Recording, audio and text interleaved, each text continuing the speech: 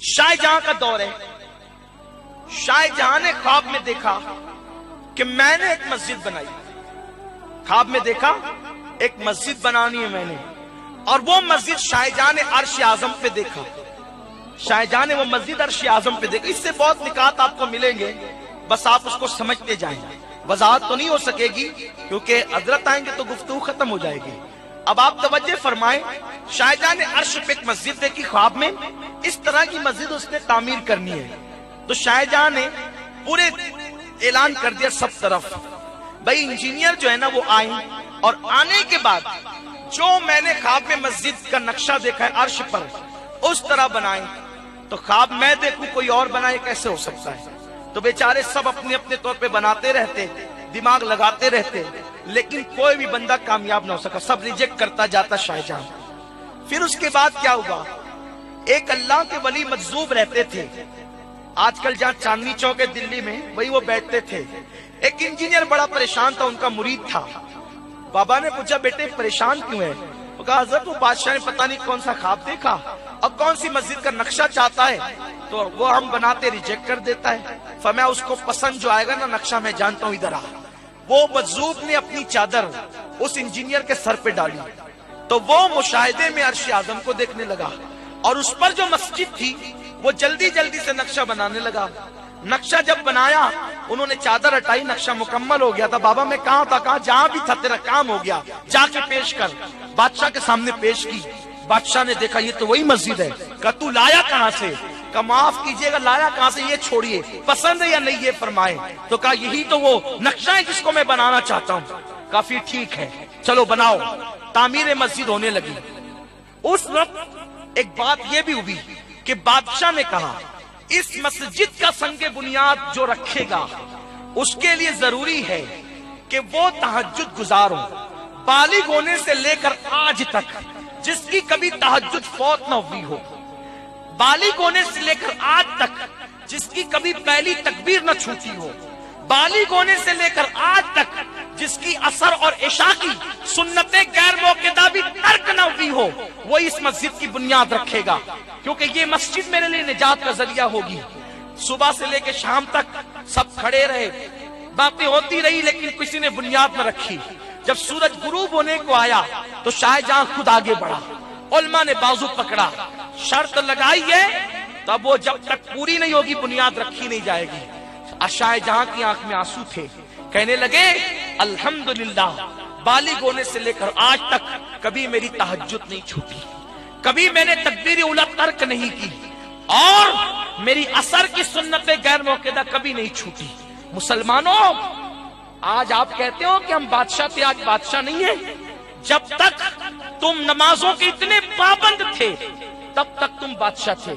आज थोड़ी सी दौलत आती और चर्बी चढ़ती है तो तुम जिना की अड्डी आबाद करते हो, शराब की अड्डी आबाद करते हो। स्मार्ट मोबाइल हाथ में आ जाए तो पूरी पूरी रात स्क्रीन पर जिना के मनाजिर देखते हो। भीख नहीं मांगोगे तो क्या करोगे? कल का मुसलमान बादशाह होकर भी अल्लाह का वफादार था, रसूलुल्लाह का वफादार था, अमल भी था, अकीदा भी, दोनों चीजें अच्छी थी। तब तक इस मुल्क हिंदुस्तान पर भी इस्लाम का परचम लहराता था। आज मुसलमान न अमल का मजबूत रहा न अकीदे का मजबूत रहा।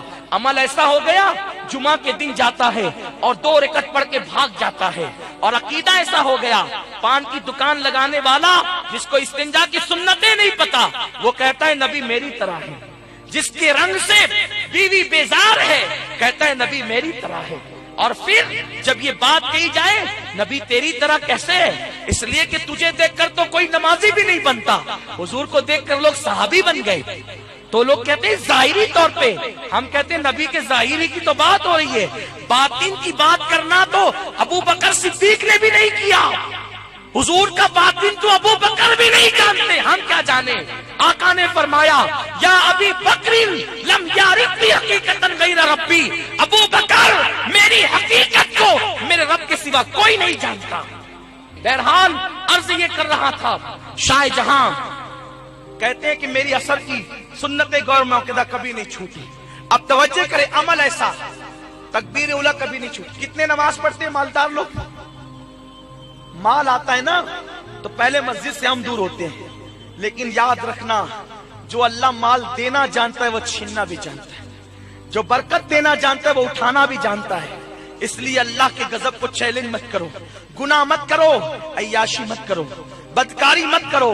رب تبارک و تعالیٰ کو منہ دکھانا ہے اور اللہ برکتیں چھین لیتا ہے گناہوں کی وجہ سے. حضرت شاہ جہاں نے بنیاد رکھی, اب بنیاد رکھ دی گئی, مسجد بن گئی. جب مسجد بن گئی تو اب لوگ باتیں کرنے لگے, یہ شاہ جہاں اتنی سخت قید لگائی تھی سنگ بنیاد کے لیے, اب افتتاح کے لیے پتہ نہیں کتنی سخت قید لگائے گا.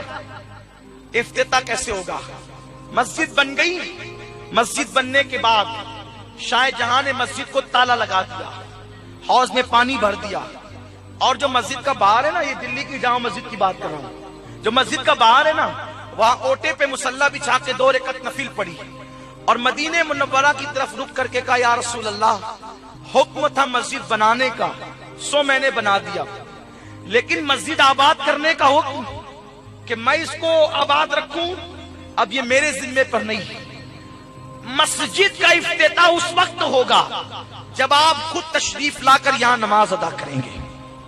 اگر آپ آئیں گے تو مسجد کا افتتاح ہوگا, ورنہ قیامت تک کی مسجد تالا لگی رہے گی.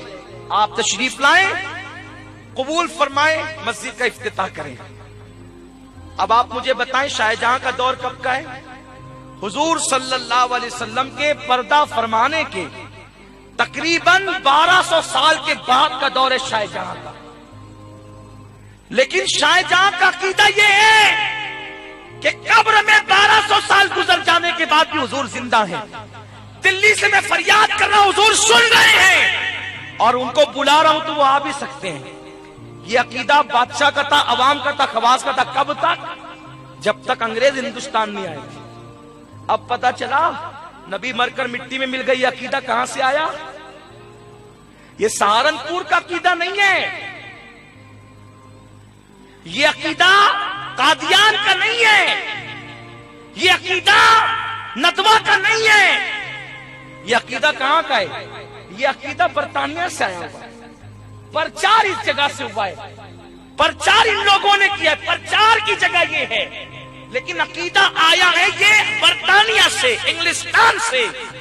یہ عقیدہ ہندوستانیوں کا نہیں ہے, یہ عقیدہ عربوں کا نہیں ہے. ارے عربوں کا یہ عقیدہ کیسے ہو سکتا ہے کہ صدیق اکبر نے رسول پاک کے پردہ فرمانے کے 2.5 سال کے بعد کہا کہ میرے انتقال کے بعد میرا جنازہ رسول اللہ کے قدموں میں رکھنا, اور حضور سے کہنا ابو بکر زندگی بھر ساتھ رہا تو مزار میں بھی قدموں میں سونا چاہتا ہے, اگر حضور اجازت دے تو مجھے حضور کے قدموں میں دفن کر دینا, اور اجازت نہ دے تو مسلمانوں کے قبرستان میں دفن کر دینا. قبر کے اندر سے بھی کوئی اجازت دے سکتا ہے؟ ہاں دے سکتا ہے. یہ صدیق اکبر کا عقیدہ ہے. الخصائص الکبریٰ میں امام سیوطی نے لکھا ہے, پتا چلا کہ یہ جو عقائد تمہارے اندر آئے نا, تقویت الایمان والا عقیدہ, حفظ الایمان والا عقیدہ, براہین قاطعہ والا عقیدہ, یہ سارے عقائد کے ذمہ دار پرچار مولویوں نے کیے ہیں. یہ عقیدے لانے والے انگریز ہیں, تن کے گورے من کے کالے انگریز ہیں یہ. ورنہ ہمارے عقائد کیا تھے؟ عوام کا بھی عقیدہ تھا. حضور کو بلائیں, اگر چاہے تو آئیں گے. شاہ جہاں نے کہہ تو دیا. کئی دن گزر گئے, روز دروازہ کھلتا, صبح کو حوض دھویا جاتا, پانی پھینکا جاتا, نیا پانی بھرا جاتا, بس کسی کو نماز پڑھنے کی اجازت نہ تھی. شب جمعہ میں شاہ جہاں نے خواب دیکھا کہ حضور تشریف لائے, مسجد کے اندر اترے. اترنے کے بعد حضور نے بیٹھ کے وضو کیا. حضور آئے تو حضور کو وضو کی ضرورت کیا ہے, لیکن حضور نے وضو کیا.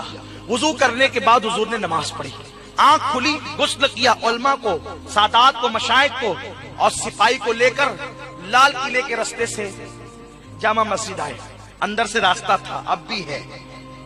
تو آئے تو کہا کہ جمعہ کی نماز سے مسجد شروع کر دو. علماء نے کہا کیوں؟ آپ نے تو کہا تھا جب تک حضور نے کہا حضور آ چکے. کہا یہ خوشبو نہیں دیکھتے حضور آ رہے, خوشبو آ رہی ہے. کہا خوشبو تو آ رہی ہے لیکن شاہ جہاں کوئی دلیل چاہیے علماء کو. تو کہا میں نے خواب میں حضور کو وضو کرتے بھی دیکھا ہے حوض پہ. تو جب حوض پر آئے تو اب بھی پانی بہ رہا تھا.